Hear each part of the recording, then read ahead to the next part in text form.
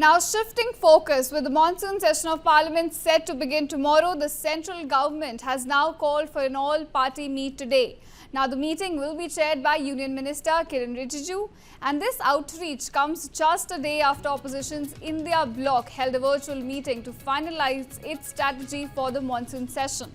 Now the opposition here is expected to corner the government on a range of key issues in Parliament, and this includes the Pahalgam terror attack, Operation Sindoor,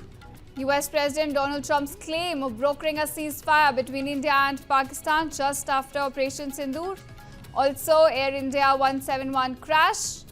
and the Election Commission's ongoing special intensive revision of electoral rolls in poll-bound state of Bihar. Now these are the key issues that the opposition will be raising in the upcoming session of Parliament, the monsoon session. And apart from these issues, several new bills are also likely to be introduced, which includes National Sports Governance Bill, Geo-Heritage Sites and Geo-Relics Preservation Bills, also Mines and Minerals Development and Amendment Bill. Along with that, you'll also have National Anti-Doping Amendment Bill and Manipur Goods and Service Tax Amendment Bill.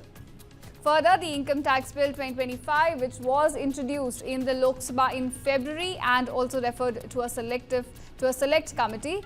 it's also be expected to be presented at this session. Now, in a short while from now, this crucial meet will begin, the all-party meet called up just ahead of the monsoon session of Parliament, and comes just a day after opposition decided on its strategy on the key issues that it will be raising in the upcoming session of Parliament. Now, there are several issues that the opposition will be raising in this session, including Pahalgam terror attack, Operation Sindoor, US President Donald Trump's claim of brokering a ceasefire between India and Pakistan, and also Air India 171 crash and the Election Commission's ongoing SIR in Bihar.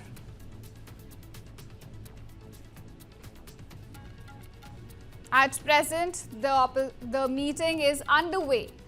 As we speak, the meeting is taking place. It's an all-party meet called up by the government. It's going to be chaired by Union Minister Kiren Rijiju. And they're going to have a discussion about how the session, the upcoming session of Parliament, could go smoothly. And remember, this outreach comes just a day after opposition's India bloc held a virtual meet.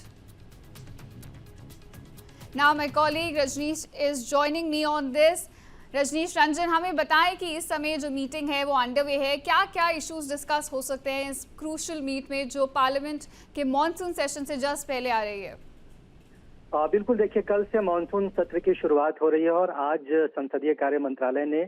तमाम राजनीतिक दलों के जो floor leaders हैं उनके साथ ये बैठक बुलाई है। संसद का जो सत्र है वो बिना किसी डेडलॉक के, बिना किसी गतिरोध के बहुत स्मूथली फंक्शन हो, इसकी कोशिश सरकार की ओर से की जाती है हर बार, और इसी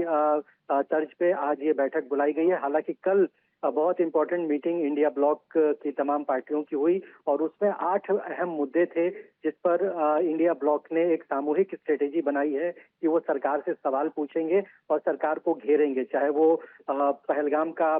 टेरर अटैक हो, उसके बाद ऑपरेशन सिंदूर हो, और फिर सीज फायर, और सीज फायर के बाद लगातार अमेरिकी प्रेसिडेंट डोनाल्ड ट्रंप का सीज फायर का क्रेडिट लेना। ऐसे तमाम मसले हैं जिस पर विपक्ष ने सरकार से सवाल पूछने का ऐलान किया है। वो चाहते हैं कि खासतौर पे जब फॉरेन पॉलिसी पे चर्चा हो तो प्रधानमंत्री सदन के भीतर रहें। इसके अलावा बिहार में जो एक special intensive revision voter list का हो रहा है उस पर भी विपक्षी पार्टियां अपना ऐतराज जता चुकी हैं। तो इन तमाम मुद्दों को लेकर सदन में जब विपक्ष सवाल पूछेगा तो सरकार कैसे उसको काउंटर करेगी, ये सरकार के लिए तो एक चैलेंज है, लेकिन उससे पहले पार्लियामेंट्री अफेयर मिनिस्ट्री की ओर से ये मीटिंग बुलाई गई है ताकि एक जो फंक्शनैलिटी है पार्लियामेंट की वो बहुत स्मूथ हो और तमाम राजनीतिक दल चर्चा और वो अक्रॉस पार्टी लाइन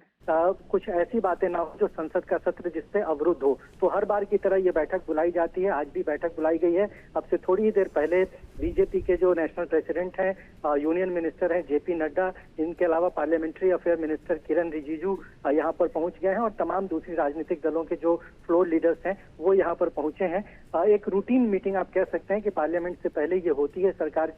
के द्वारा बुलाई जाती है, लेकिन इस मीटिंग के बाद और इस मीटिंग का इम्पैक्ट संसद के सत्र में कितना होता है ये देखने वाली बात होगी। जी बिल्कुल रजनीश जी, ऑपोजिशन की जो स्ट्रैटेजी है वो बिल्कुल तैयार है कि वो कौन कौन से मुद्दों को जो है उठाएंगे इस मॉनसून सेशन में, और जो गवर्नमेंट है उन्होंने मीटिंग बुलाई है टू डिस्कस कि सेशन कैसे हम जो है स्मूथली कंडक्ट कर सकें। हमें और बताएं कि कौन कौन से मेजर बिल्स हैं जो इस मॉनसून सेशन में प्रेजेंट होंगे from the government side.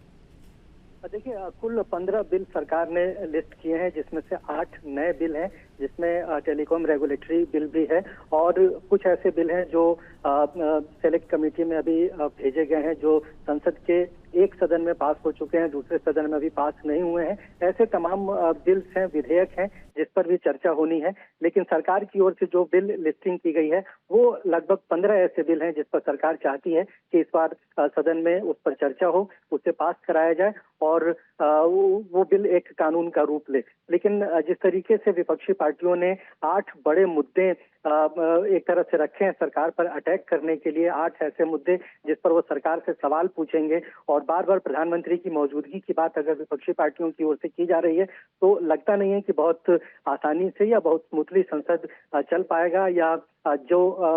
Bill सरकार ने शॉर्टलिस्ट किए हैं उस बिल को पास कराने में सरकार को आसानी होगी। तो संसद का सत्र जो है वो बहुत ज्यादा गतिरोध वाला हो सकता है, क्योंकि पहलगाम हमले के बाद से ही लगातार विपक्षी पार्टियां स्पेशल सेशन की मांग कर रही थी कि संसद का एक विशेष सत्र बुलाया जाए और उसमें पूरे देश को ये बताया जाए कि सरकार पहलगाम हमले के बाद क्या कर रही है, या फिर जब ऑपरेशन सिंदूर हुआ तो अचानक 2-3 दिन के बाद वो सीज फायर क्यों हो गया। ऐसे तमाम मसलों को लेकर जब स्पेशल सेशन की मांग की जा रही थी, सरकार ने उस मांग को नहीं माना है और करीब 2.5-3 महीने के बाद अब पार्लियामेंट का सेशन शुरू हो रहा है, तो विपक्ष को एक मौका मिलेगा सरकार को घेरने का, सरकार को काउंटर करने का, और इस लिहाज से कह सकते हैं कि जो बिल सरकार ने शॉर्टलिस्ट किए हैं वो पास कराना सरकार के लिए बहुत आसान नहीं होगा।